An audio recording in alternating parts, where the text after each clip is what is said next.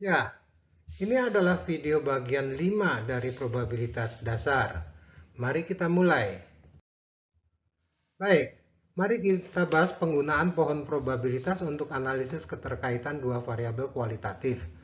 Sesuai namanya, kita akan mempunyai cabang-cabang peristiwa variabel demi variabel layaknya sebuah pohon. Kita mulai dengan kotak kecil sebagai pokok pohon. Dari pokoknya akan bercabang. Misalkan ada 3 cabang dahan-dahan peristiwa pada A, yaitu A1, A2, dan A3. Jadi pohon ini menyajikan probabilitas marginal dari peristiwa tunggal pada dahan, yang dalam hal ini adalah peristiwa-peristiwa pada A. Selanjutnya dari ujung setiap dahan terjadi percabangan.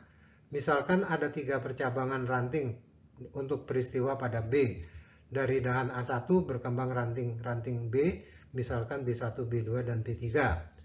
Probabilitas yang sesuai pada setiap ranting tersebut adalah probabilitas yang bersyaratkan A1. Yang demikian ini. Kemudian dari dahan A2 berkembang ranting-ranting B. Tentu saja juga berupa B1, B2, dan B3. Sama halnya dari dahan A3 berkembang ranting-ranting B berupa ranting-ranting B1, B2, dan B3. Terlihat bahwa pada setiap ranting yang ada adalah probabilitas bersyarat yang sesuai dengan titik asalnya yang berasal dari ujung panah A1 mempunyai persyaratan A1. Jadi dengan pohon probabilitas ini tersaji dua jenis probabilitas keterkaitan antara dua peristiwa A dan B berupa probabilitas marginal dari peristiwa tunggal pada A dan probabilitas bersyarat. Ini berbeda dengan tabel silang probabilitas yang menyajikan probabilitas marginal dari kedua variabel yang diamati A dan B dan probabilitas bersama atau joint probability.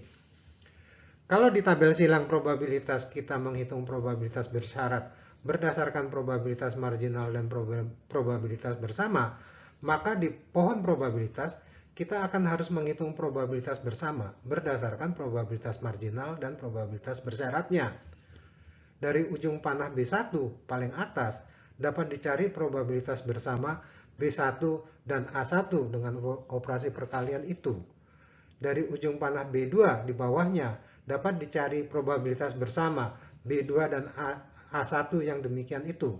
Dan seterusnya sampai dengan yang dari ujung panah A3 paling bawah. Selanjutnya kita bahas perbandingan antara tabel silang dan pohon probabilitas. Keduanya digunakan dalam analisis keterkaitan dua variabel kualitatif. Pada pohon probabilitas disajikan probabilitas marginal dan probabilitas bersyarat.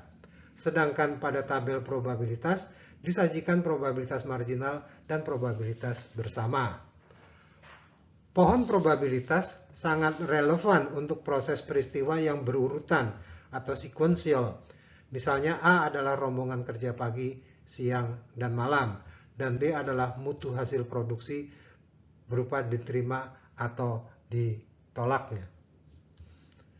Sedangkan tabel probabilitas tidak memperhatikan urutan. Lokasi masing-masing variabel di baris atau kolom dapat dipertukarkan tanpa masalah. Contoh kasus untuk topik ini akan disajikan pada handout. Baiklah, kita akan beranjak ke topik terakhir, yaitu teorema Bayes.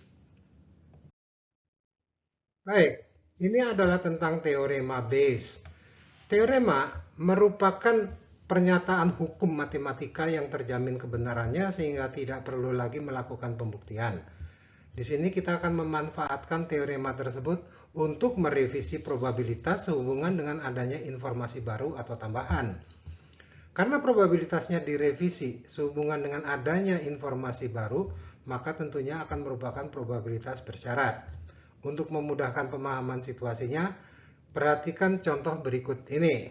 Silahkan pause video Anda untuk membacanya secara cermat. Saya lanjutkan. Ada dua variabel, yaitu kenyataan berupa sehat atau sakitnya seseorang dan variabel hasil diagnosis berupa negatif atau positif. Misalkan, A adalah kenyataan dan B adalah hasil diagnosis. Dapat diperinci menjadi A1 adalah sakit dan A2 adalah sehat. Demikian pula untuk diagnosis. B1 adalah positif dan B2 adalah hasil diagnosis yang negatif. Dengan definisi itu, maka dapat dinyatakan bahwa probabilitas A1 adalah sebesar 0,03. Yang dengan azas komplementaritas, maka probabilitas A2 adalah 0,97, yaitu 1 dikurangi 0,03. Selanjutnya ada pernyataan soal tentang akurasi alat, yaitu diagnosis positif pada penderita adalah 0,9 yang dinyatakan bahwa probabilitas B1 dengan syarat A1 adalah 0,9. Juga ada pernyataan bahwa alat dapat memberi diagnosis positif pada orang sehat yang dapat dinyatakan sebagai bahwa probabilitas B1 dengan syarat A2 adalah 0,02. Nah, mari kita kembali ke pemahaman konsepnya. Ingat bahwa ini adalah merevisi probabilitas. Hasil revisi yang ingin kita ketahui semestinya yang ada pada pertanyaan. Ya, kita ingin mengetahui probabilitas seseorang adalah sehat atau tidak menderita penyakit apabila diketahui hasil diagnosis adalah negatif. Jadi, yang direvisi adalah dia tidak menderita penyakit itu. Kemudian direvisi dilakukan berdasarkan informasi baru. Apakah informasi baru tersebut? Informasi yang paling dekat dengan hasil revisi adalah yang menyertainya pada pertanyaan, yaitu apabila diagnosis adalah negatif. Maka dapat kita nyatakan di sini, informasi awalnya adalah probabilitas orang sehat atau tidak mengidap penyakit tersebut. Jadi, probabilitas awalnya adalah probabilitas sehat yang sebesar 0,97 sebagai nampak pada butir-butir kesimpulan tadi. Butir kesimpulan akan dibawa ke halaman berikutnya. Disajikan kembali butir-butir kesimpulan dari soalnya. Juga disajikan pertanyaan pada soal. Probabilitas tidak menderita penyakitnya atau sehat dengan syarat diagnosis adalah negatif merupakan probabilitas A2 dengan syarat B2 yang dapat dinyatakan dengan formula ini. Silakan diperiksa di sebelah kiri. Nilai pembilang dan penyebut pada formula belum tersedia. Kita akan mencarinya. Penyebutnya dapat dinyatakan demikian itu. Ya, probabilitas peristiwa tunggal adalah jumlah dari probabilitas semua irisan yang dapat terjadi dengan dirinya, yang dalam hal ini dengan A1 dan A2. Sedangkan pembilangnya dapat memanfaatkan aturan umum perkalian probabilitas. Yang dipilihkan yang pengalinya adalah probabilitas A2, bukan B2, karena yang kita miliki adalah probabilitas A2.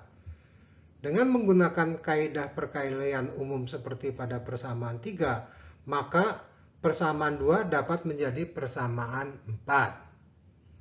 Silakan pause video untuk memahami penjelasan barusan. Sehingga persamaan 1 dapat ditulis ulang menjadi demikian ini. Sekarang kita siap menjawab soalnya.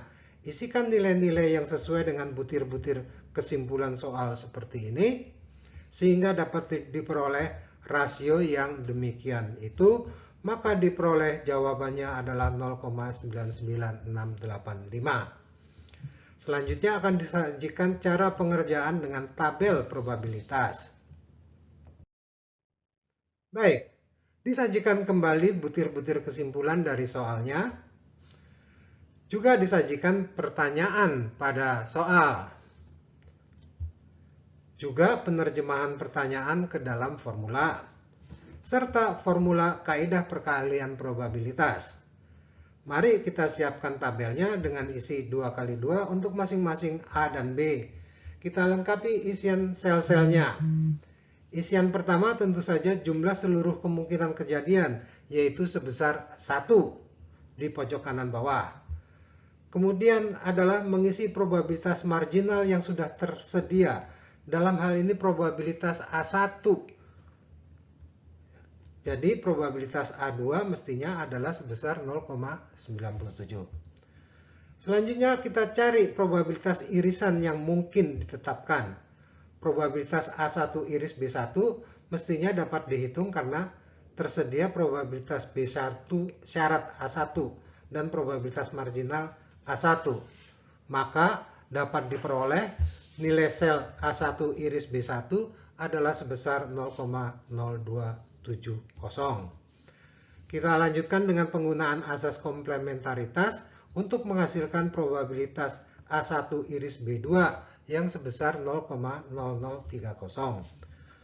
Berikutnya dapat dilakukan penetapan probabilitas bersama untuk A2 dan B1, yaitu dari perkalian probabilitas yang mengandung B1 dan A2. Ini adalah probabilitas B1 syarat A2 dikali probabilitas A2 menghasilkan 0,0194. Kita lanjutkan dengan penggunaan asas komplementaritas untuk menghasilkan probabilitas A2 iris B2 sebesar 0,9506. Sekarang tinggal penetapan probabilitas marginalnya yang merupakan penjumlahan unsur pembentuknya, yaitu sebesar 0,0464 untuk probabilitas B1 dan sebesar 0,9536 untuk probabilitas B2. Kita siap menghitung nilai probabilitas A2 syarat B2, yaitu sebesar 0,99685. Demikianlah materi teorema Bayes. Maka berakhirlah rangkaian pembahasan tentang probabilitas dasar. Kita masuki lembar penutup. Demikianlah materi probabilitas dasar, materi yang berdiri sendiri sebagai dasar-dasar probabilitas maupun landasan dalam statistika inference, sehingga menjadi dasar dari sisa materi perkuliahan ini. Mengingat demikian strategisnya materi ini untuk semua materi berikutnya, mohon agar menyerap materinya secara optimal. Semoga materinya mudah difahami. Dan berikutnya, izinkan kami menyampaikan terima kasih kepada para asisten kami, Saudari Fitri Nurjanah, Sarjana Ekonomi, Saudari Cut Aryudista, Sarjana Ekonomi, dan Saudari Lintang Ayu Wulandari, Sarjana Desain. Dan terakhir, salam sehat dan sukses untuk Anda semua yang menyaksikan video kami.